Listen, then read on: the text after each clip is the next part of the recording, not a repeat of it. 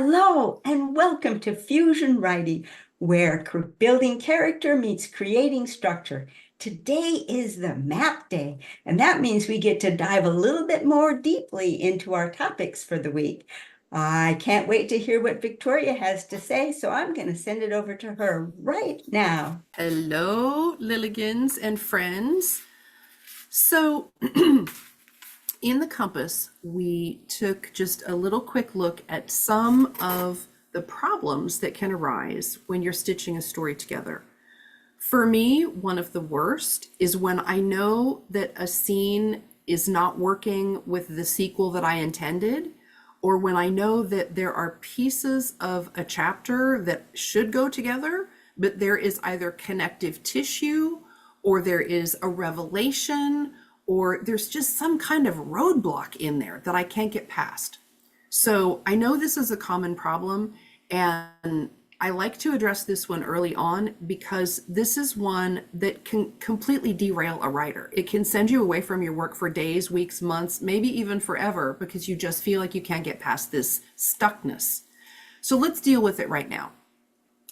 As I break this down and walk you through it, I want you to keep one brain cell on what Kathleen is going to cover in her courage conversation with you here in a few minutes, because those aspects that she's going to walk you through are exactly what I'm talking about when I say you need to look at the action and the reaction of any given set of scenes and figure out what's happening with your character so that you can stitch those together effectively.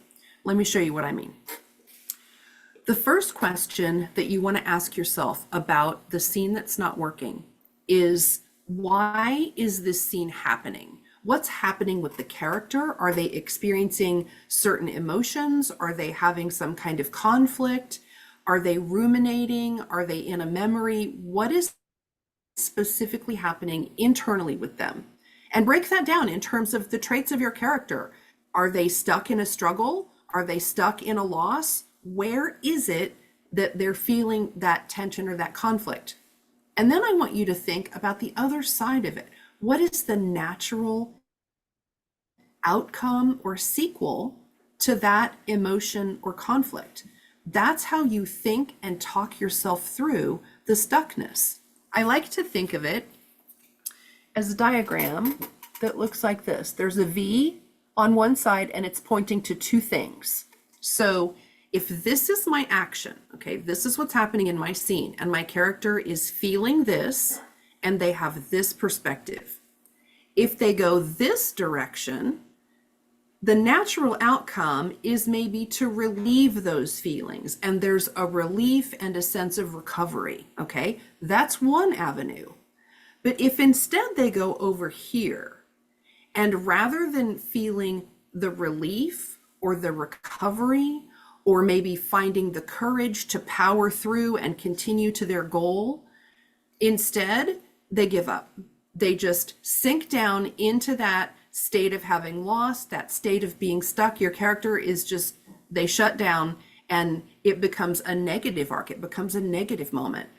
Those are the very levers as the author that you need to toggle in order to find your way through those scenes. I'll give you another example. So Kathleen mentioned courage addresses things in the physical world. So let's look at it. Let's look at solving the scene problem from that perspective. So your character has encountered a particular conflict, let's say with an organization. And this organization is making whatever their goal is absolutely impossible. There's just conflicts and interventions and derailments, and it's causing major problems. Again, if you're stuck in that scene, in order to repair it, you have to figure out a very simple list of items. Is the character going to experience a mind or a perspective shift that maybe gives them a new way to try dealing with this problem? Or, going the other direction, is someone else going to intervene? Maybe in order to fix that scene problem, you need to introduce a new character. I mean, that's why writers have terrific imaginations. If you need to pull a person out of your hat, absolutely do it. Now, sometimes that can go really well, but you don't want to overstep the line of believability. Remember, the reason that people read books is because it's like an ice skater. The author makes them feel confident and comfortable so that they can read along and not have to worry. If you're constantly worried during the ice show that the skater's going to fall, it's not really fun. Authors need to be wary of this. When you're writing those difficult scenes and developing out those points, don't do unexpected things that give your character the gift of survival, or when all hope is lost, a pterodactyl swoops in and saves them. Where'd the pterodactyl come from, right? It has to maintain that suspension of disbelief. So if you are considering introducing that new person in order to solve the problem, you have to go backwards in the story and set up the introduction of that person. That way, when you get there, it doesn't look like you pulled it out because it was a magic hat that you needed a person to fill. Instead, you have foreshadowed that this person is coming, and therefore it's very satisfying for the reader when you decide to fix this scene by introducing that person. So as you look at a high level at the scenes or the chapters that aren't working, I would encourage you to draw those V diagrams. Start with the problem or where you're stuck. And if I go this way and they're going to be courageous, battle through, keep pushing toward the goal to resolution, this is one way that could work. But if they don't, they give up, they lean into defeat, what does that look like? And give yourself those visuals. Then you can start making your lists and deciding which direction do I want this to go, which way better serves the story. And that's how you walk your way through scene repair.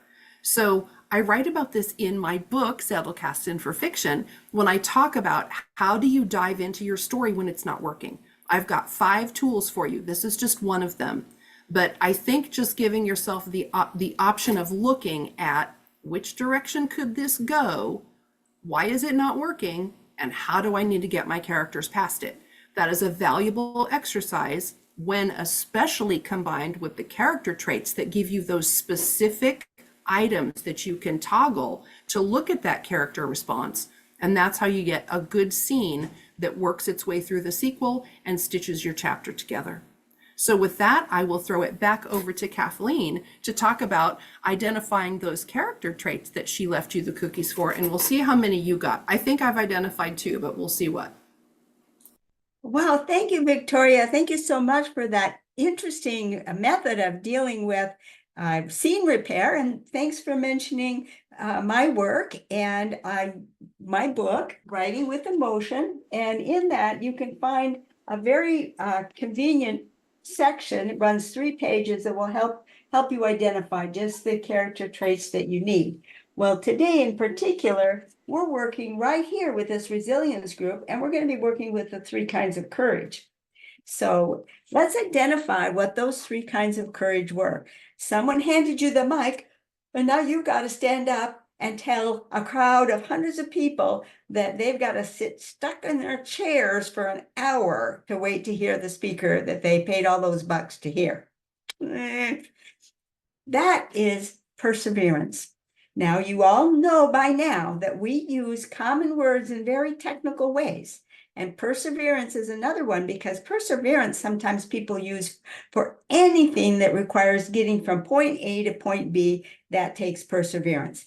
And that is not how we're going to use it. We're going to use it specifically when there's an obstacle, when there's a moment. You got to cross a river. You've got to battle the enemy. You've got to do something that is big and scary. It's something that's a plot point in your story because it is a marker that you've got to get past. That's when we're going to use the concept of perseverance. The second story, standing at the job, listening to those machines hum in such a hypnotic way that you're just, but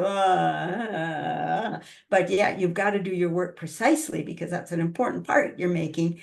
That is a different word, and it's one that we don't use very often. The word is constancy. Constancy.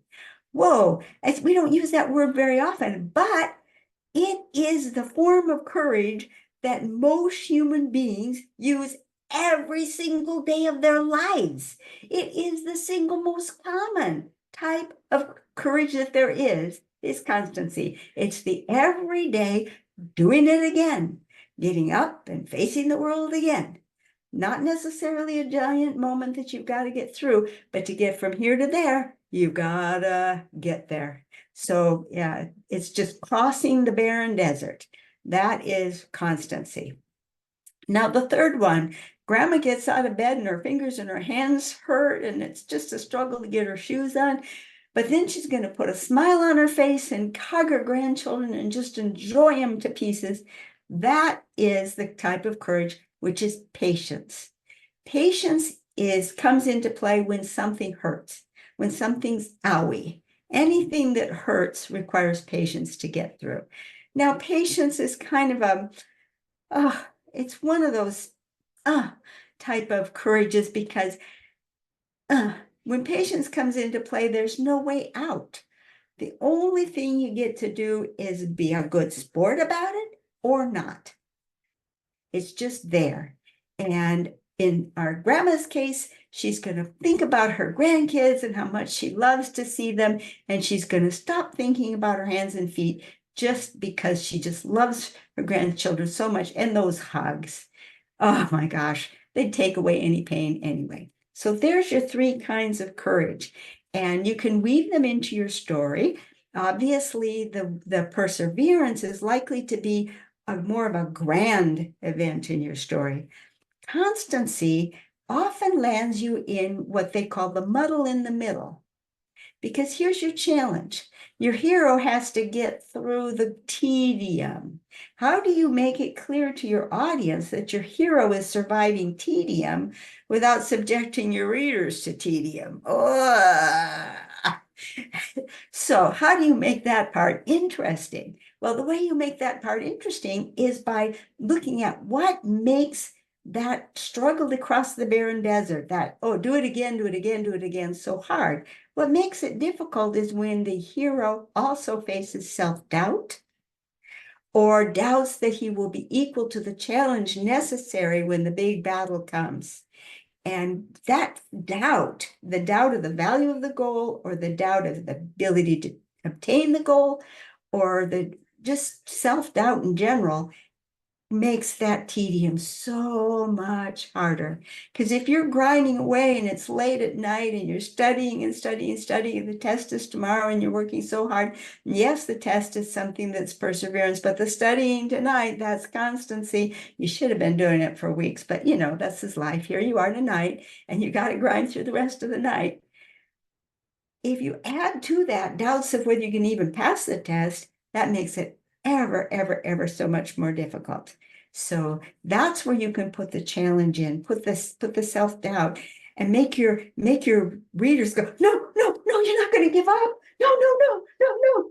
Then it can be exciting for them. And so that's the best way to handle that. And patience, well, patience is part of how you make your character lovable. You can introduce that real early on and show what that character has to face in life and what they're up against. And that can win the heart of your reader and just make them want to root for your character. So this concludes our map session, our navigation, where we went a little deeper into the character traits. And of course, as you know, Monday and Tuesday is where it ends here on YouTube. But we continue the rest of the week over on LiLLiPub. Come join us on LiLLiPub.org, where the discussion does not end. And join us especially for our Saturday times where we share one another's writing. We get to see what people are working on. And lately, we've been having some writing sprints before and after. So come on over to LiLLiPub. We'll say hi to you in a moment's time and show you all around and make you feel welcome. Like to see you over there. So anything to add, Victoria? Nope, that was most excellent. As always, I love it how well things fit together and line up for us. A quick addition, when Kathleen was talking about those three items, the perseverance, the constancy, and the patience, there is a trick question here. What does that establish for the reader?